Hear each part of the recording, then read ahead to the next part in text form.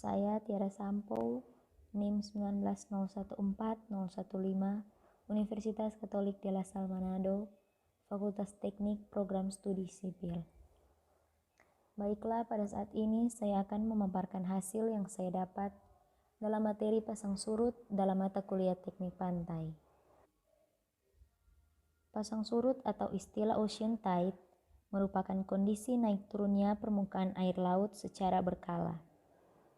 Pasang surut air laut dibedakan dalam dua kondisi, yaitu air permukaan laut naik yang disebut pasang dan air permukaan laut turun yang disebut surut atau pasang perbanding.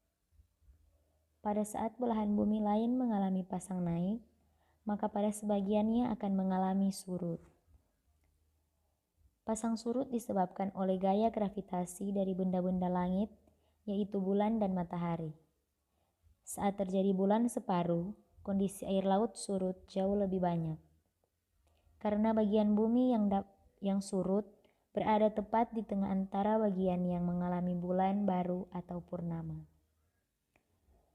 Tipe-tipe pasang surut yaitu pasang surut tipe harian tunggal atau diurnal tide, pasang surut tipe harian ganda atau semi-diurnal tide, dan pasang surut tipe campuran atau mixed tides. Pasang surut tipe harian tunggal yaitu pasang surut yang terjadi apabila dalam sehari hanya terjadi satu kali pasang dan surut. Tipe ini yang sering terjadi. Pasang surut tipe harian ganda yaitu pasang surut yang dalam sehari akan terjadi 2 kali pasang dan 2 kali surut pada air laut. Tetapi periode dan tinggi gelombangnya berbeda. Pasang surut jenis ini banyak terjadi di perairan Indonesia bagian timur. Pasang surut campuran.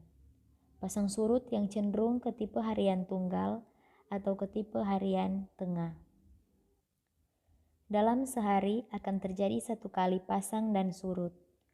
Periode rata-ratanya yaitu kira-kira kurang lebih 12 jam. Manfaat pasang surut.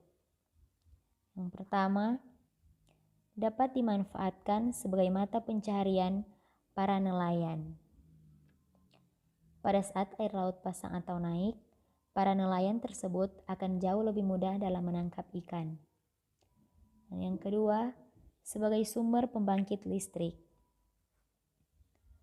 Karena perbedaan ketinggian air laut pada interval waktu yang tertentu, gerakan air laut dapat digunakan untuk menghidupkan generator sebagai sumber listrik. Pembangkit listrik dengan bantuan pasang surut air laut sudah banyak dijumpai seperti PLTU. Yang ketiga, dapat membantu proses pembuatan garam. Tambak garam bisa mendapatkan air laut dengan mudah saat terjadi pasang, karena air laut lebih gampang untuk diambil sebanyak-banyaknya.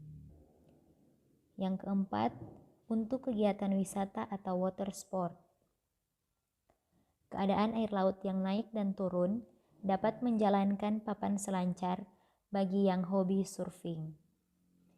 Semakin tinggi ombak laut, maka semakin memancing adrenalin saat berselancar di atas permukaan air laut.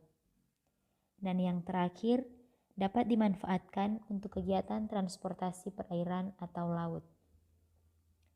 Kegiatan transportasi air ini seperti perahu, kapal kecil dan kapal besar. Saat air laut naik, transportasi air bisa berangkat dan berlabuh di pelabuhan. Sedangkan saat air laut surut, transportasi air tersebut bisa bersandar atau berhenti sejenak. Terima kasih.